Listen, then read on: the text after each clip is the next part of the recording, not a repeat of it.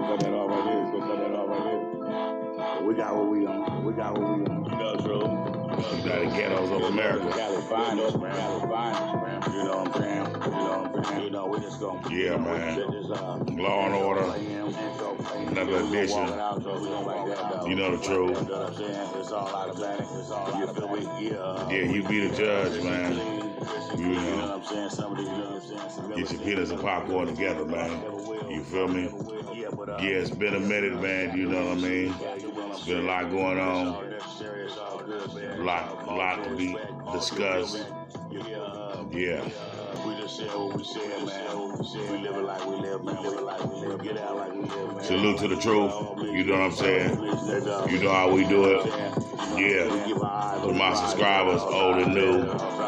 Yeah, it is what it is, man.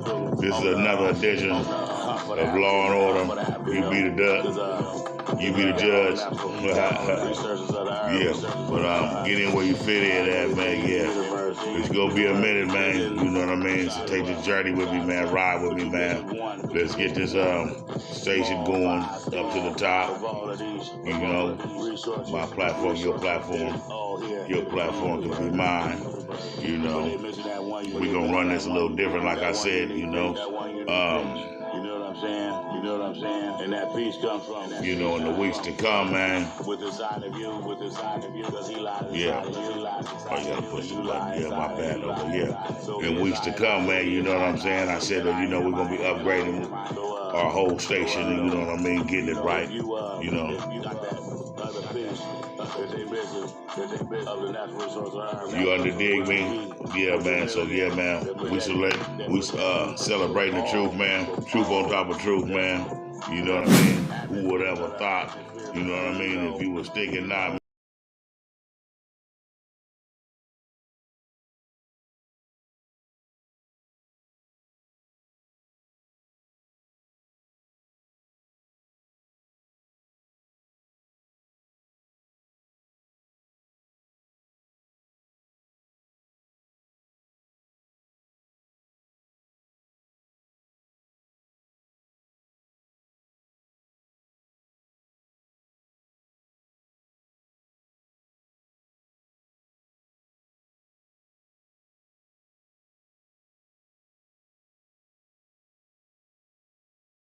Than they should be.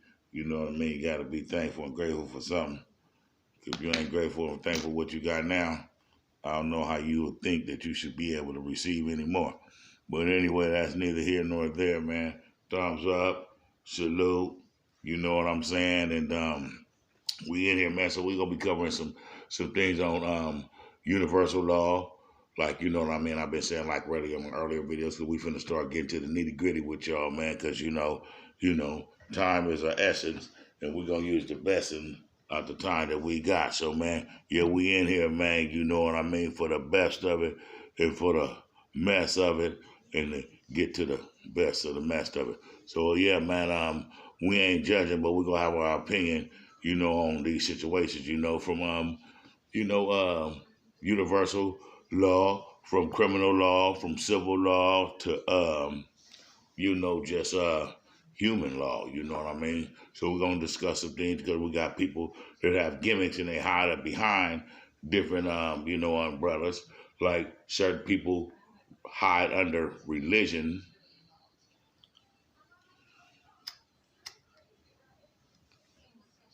Certain people hide under religion, right? But religion has nothing to do with the worshiping of the Creator. You know what I'm saying? So are you worshiping the Creator and upholding the works of the Creator? Or are you upholding the righteousness of the religion that was created by man, who has you representing and worshiping the religion over the worship over the Creator? You know what I mean? So yeah, that's something that y'all can put in the comment box. You know what I'm saying? We need to get this station going up to the top, man. So we're going to start dropping things like an atom bomb, you know what I mean? Or sort of like a pigeon. You know what a pigeon do. So yeah, man, we got these pastors, man, around here. Not all, some of them. But the whole thing is what I just spoke on. Are you worshiping the religion? Or are you worshiping the Creator. Now we're gonna go into this and hear a little bit of this or that, you know. Get paid for preaching? Y'all think I want to know? I have to follow my calling. Let me tell y'all something of who Bishop Whitehead is, right? Let me tell you who Bishop Whitehead is. Bishop Whitehead is going to say it like he want to say it, and I'm going to tell it like it is, because I ain't scared of none of y'all. Hold on for a second, though. Trip test. Okay, we back. So yeah, this is the guy right here, man. His name is Bishop Whitehead. You know, he's just one guy that's talking that I'm, you know, doing this story on, just to use an example. I'm not saying anything good, bad, or ugly about the guy. I'm just speaking in general. And he got something going on because they got him on this this show right here, and there's a lot of allegations on it. So I'm gonna let him and let this speak on what it is on Mr. Whitehead. God chose me to be a preacher. Y'all think I want to be a preacher? You think I want to? I don't get paid for preaching. Y'all think I want to? No, I have to follow my calling. Because let me tell y'all something of who Bishop Whitehead is, right? Let me tell you who Bishop Whitehead is. Yeah. Bishop Whitehead is going to say it like he's.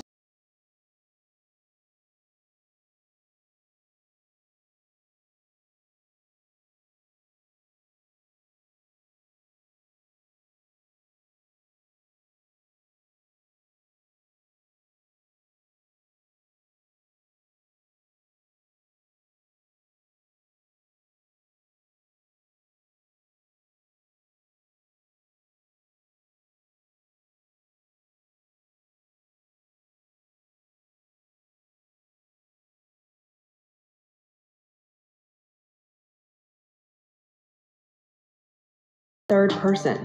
But he's not a wealthy businessman or influencer. In his own words, Bishop Whitehead is the GOAT when it comes to faith and ministry.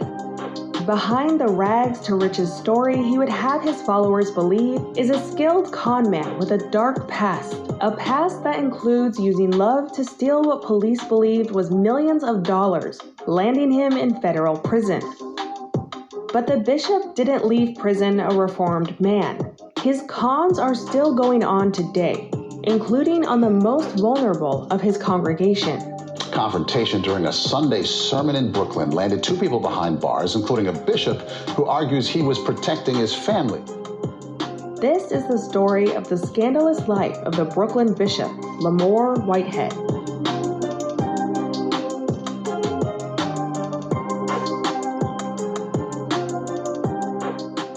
And this is another edition of Law and Order, man. So subscribe to the station, man. We're going to go into this guy right here, man. I'm going to give y'all some of this and a little bit of that. We're going to go through this pastor here, and then we're going to go through another story. And, you know, I want y'all to, you know, shed some light on it if y'all can. Before we begin, a quick note about the sponsor of this video, CareUp. Yeah, you know, they always got to get their props in there, man. So while they getting their props, can you give us our props? And everybody get their props, you know what I mean? One hand wash the other. You know what I'm saying? So yeah, let's do it like that, man. But and use my code NotTheGoodGirl. We're gonna keep it going, man. You know what I mean? Like only we can. You know what I mean? I really appreciate it. So yeah, man, I appreciate y'all for y'all subscriptions. And please share the video, man. This is another edition of Law and Order, man. It gets good. Lamor Whitehead was born in 1970. And we get good, man. So we're gonna get back into this Lamor Whitehead, man. He's a bishop. And you know what I mean? He was doing what he was doing. But like I said, people hide behind certain things. So you got to be a good judge of character. And at the same time as you being a good judge of character, you also have to know you only good as the company you keep. And people do hide behind costumes, shadows, all kind of things. We'll get into that in a minute. Let's get to this. To a loving mother and father. But tragedy struck Lamor's life. Support.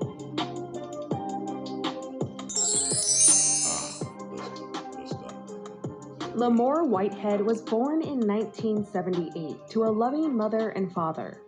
But tragedy struck Lamor's life when he was only 6 weeks old, when his father was killed in a violent police altercation during a routine traffic stop.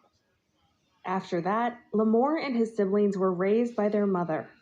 Despite the adversity, Lamore excelled at school and was a gifted athlete. Oops. When he graduated high school, he was offered scholarships to Shaw University, Farmingdale University, and Eastern New Mexico University. Eventually, So he's getting all of these labels and statues by going to these places. So he's honored and accepted in the system, in the what we call it, institutions, from the college to the hospital to the penitentiaries, all institutions, the American way. That's another story. This is Law and Justice, or Law and Order, or Justice and No Peace, or whatever it could be. Eastern New Mexico won out, and Lamore enrolled on accounting and videography courses. Dig that. After returning to New York, Lamore opened his own business as a mortgage broker. It was around this time he claimed he felt an awakening to his true purpose. That purpose was ministry, and he enrolled in further studies at the New York Theological Seminary. Okay, so we got that far. So you know where he got his credential from, and you know where you're going. So allegedly, or in the eyes of whatever the beholder or whoever may be, he's an upright, upstanding man. You know, he's not a felon. He's a law-abiding citizen. And here's how he gets in the position to be able to do the scandalous things that this guy did, this Bishop Lamar Whitehead has done. But this is just an example, okay? So it's already out there, so it can't be used. I just want to use this because I'm going to do like 2 or 3 examples of different things, and I'm going to judge each 3 with my opinion, and then, you know, y'all can put y'all in the comment box to tell me how y'all feel about it. You dig? So just bear with me a little bit here. We got to get through, we got to get through the storm, but we going to make it right, though. So, yeah, just bear with me a little bit, and we're going to get back into Mr. Whitehead. Okay, y'all ready? Reports on customers who needed financing in order to buy a vehicle. To do so, she had access to almost all of the customers' personal information, including their social security numbers, bank accounts, credit history. Now, this is from his business that he started from after he got all them credentials on the stuff that he did. We're going to move up a little further because, you know, it ain't no sense of stewing in it. You know what I mean? We're going to go to where he was at, and we're going to get to where he was supposed to be going with this. You know what I'm saying? $2 million.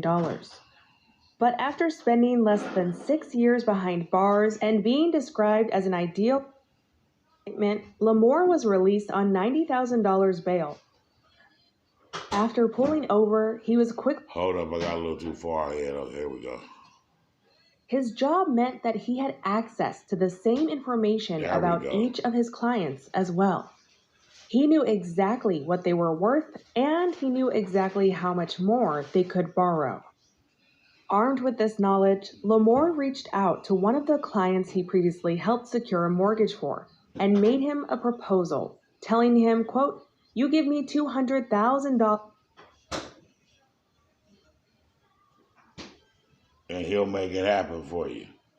So, yeah, look how they dress. You know, they come in all shapes, sizes, and colors, you know what I mean? But, you know, anybody can be a lawbreaker, man.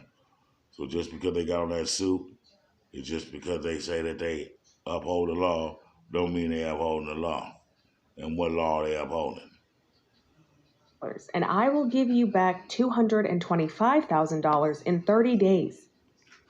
Clients as well. Now we're going to go back to what he said because I cut it off and I want y'all to get the whole scoop on this, you know what I mean? So let's chill. We got some time, man. Y'all take your time, man, and chill on out. You know, this is Law and Order, man. Another edition of it, man. You know what I mean? We back. He knew exactly what they were worth, and he knew exactly how much more they could borrow. Yeah, that. Armed with this knowledge, Lamore reached out to one of the clients he previously helped secure a mortgage for and made him a proposal, telling him, quote, "You give me $200,000 and I will give you back $225,000 in 30 days.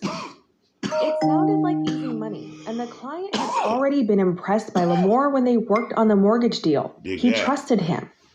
So the client agreed to the arrangement and took out a $200,000 loan against the home he had just purchased. Now look how shicey this man is. So you know what I mean? He is plotting him up for the kill, right? This is what you call a different type of crime. This is white collar crime.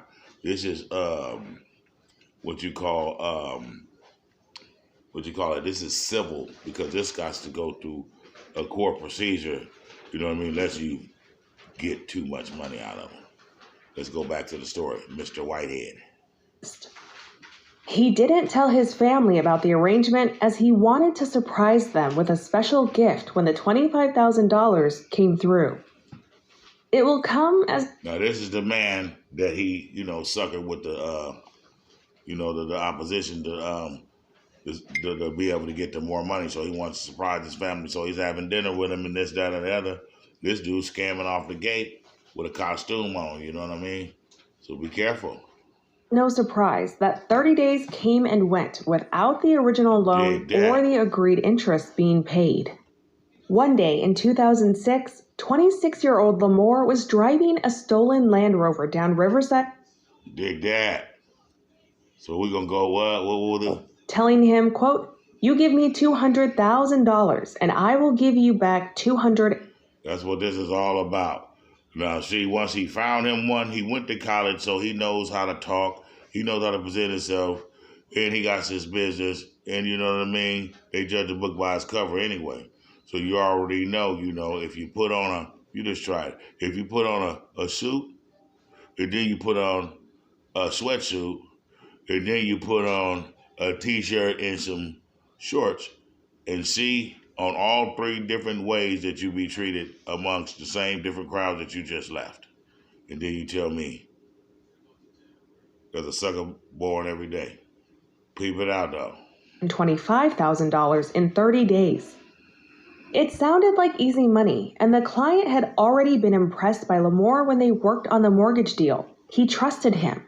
Yeah, that. So the client agreed to the arrangement and took out a $200,000 loan against the home he had just purchased. He didn't tell his family about the arrangement as he wanted to surprise them with a special gift when the $25,000 came through. It will come as no surprise that 30 days came and went without the original loan or the agreed interest being paid. Dig that. One day in 2006, 26-year-old Lamore was driving a stolen Land Rover down Riverside Drive in Manhattan when police lights appeared in his rearview mirror. After pulling over, he was quickly surrounded by officers, many who made up the theft investigation unit established 1 year prior, and he was arrested on multiple charges of identity theft. Suffolk Detective Sergeant Stephen Jensen described Lamore's outfit at the time as a pimp-style red and white mink coat. After the arrest, police searched Lamore's $500,000 home. Officers found multiple laptops, cell phones, a stolen weapon, and a bulletproof vest, all of which they believed were tools Lamore used to carry out his crimes. I'm going to show you how I got this $100,000 check for my man.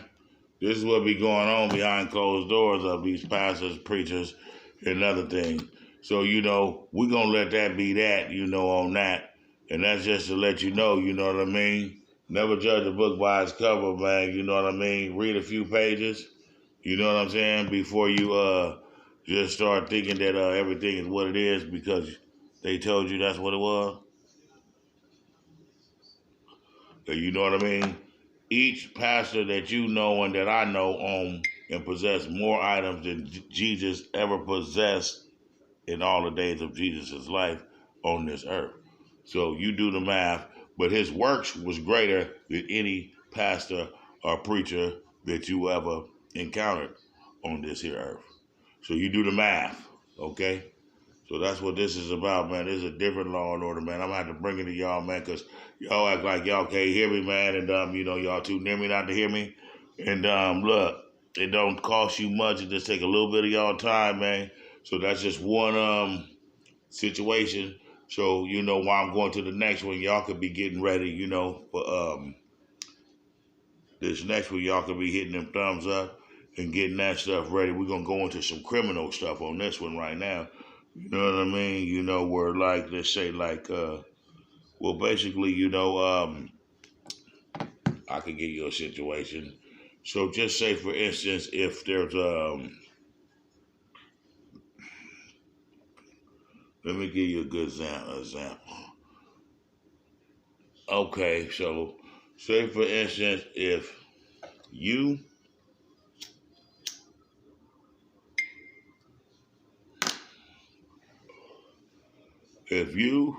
were to be driving down the street and you're coming from a club or something like that, and you know how like the sheriff, police, high patrol, whatnot, state trooper, wherever you may be at, you know how they like to sit back low on the side of the road, kind of like not ambush, but just watch. Sometimes they might be watching to make sure people are driving safe, looking for drunk drivers. It could be mad mothers, the mad mothers against drunk driver. I don't know who the people could be, right?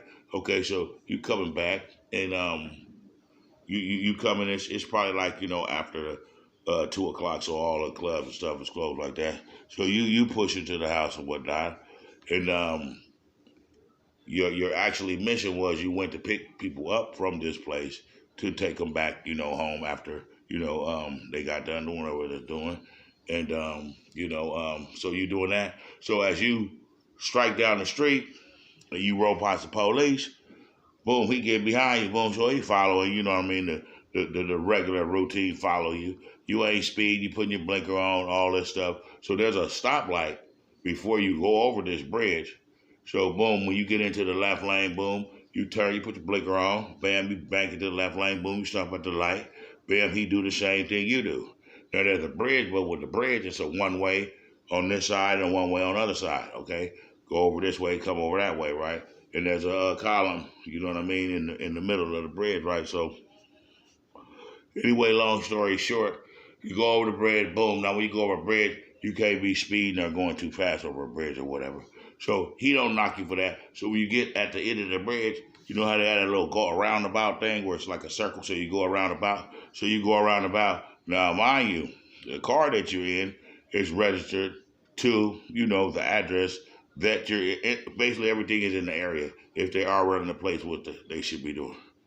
Everything is up to par, okay? So boom, you hit a couple corners and stuff. Now this is kind of like in a rural area, so the road ain't the best, but you know what I mean, they still got lines and lanes and dividers and stuff like that. So, you know, you should be able to see where the hell you're going if you know what you're doing, right? So mind you, that's what's going on. So boom, they hit the lights, bam, okay. Boom, so you know, first thing was, should you go home? Because you're maybe about, I say like, these is like short blocks. So I say about 3 or 4 short blocks. So I say not even, you probably like 0.8 miles away from your house, from where you pulled over at. First thing, should you go home or should you pull over? Long story short, pulled over. Hey, what's going on? Hey, well, what's going on, man? You got any driver's license? Yeah, this, that, that, the other. He do all that old stuff like that. So boom, when he comes back, he comes back with the old okey doke. Hey, have you been drinking? Have you been doing this, that, or the other? No, or this, that, or the other. Okay, well, I smell alcohol, right? Now, the person that you picked up had been drinking alcohol. You know what I mean? So they might smell like alcohol or whatever. So he asks you to get out of the car. Now, here's the tricky part right here. When he tells you to get out of the car, you step out of the car. Now, he's on this, have you been drinking stuff? So he does all of this stuff, all of the stuff, the I, the do, the why, the whoop, the this, to that, the this, like. So you pass all those tests. Then he wants you to blow. So when he wants you to blow, you do the blow.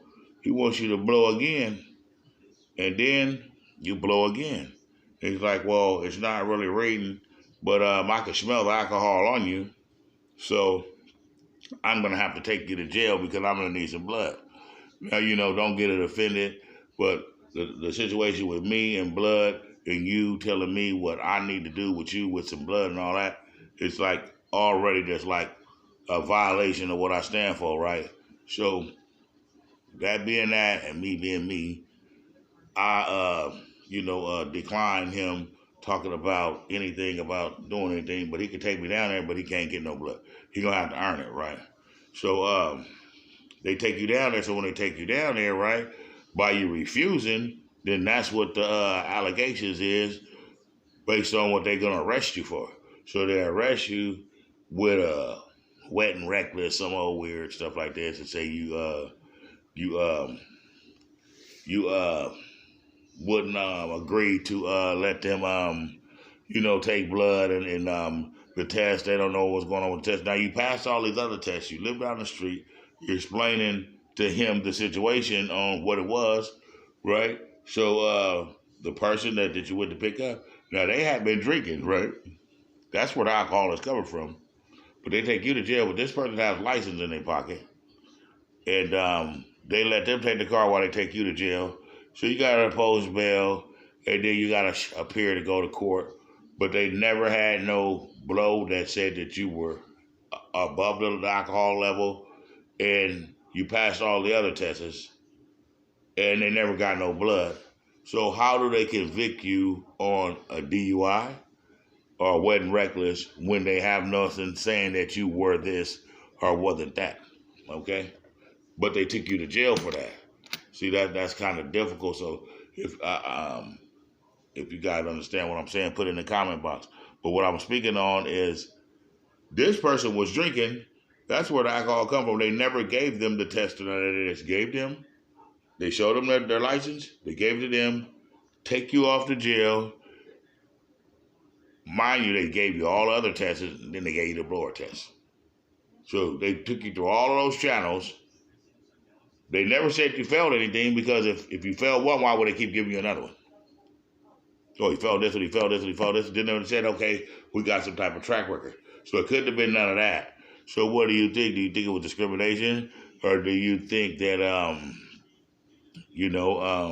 what do you think? That's what it is. You be the judge. So that's another situation. So first you got the judge book by its cover, and that's the white collar crime, which is, we call it civil crime, where you have to be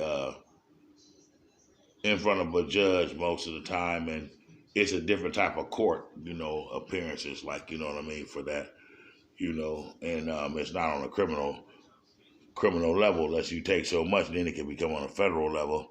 But that's not what we're speaking on. We're just speaking on stuff that's on a civil level, stuff that's on a criminal level, and then the opinion on what you think of all of these things, and then on a humanity law level of what do you think about all of these categories that we talking about. We got time, man, so go on ahead and get the thumbs up, man, and share the video. Yeah, man, we back, man, like last year, man, but we still here, man. You know what I'm saying? We back with it. So yeah, man, I'm trying to get y'all attention on this one, man. So tell me what y'all think, man. You know what I mean?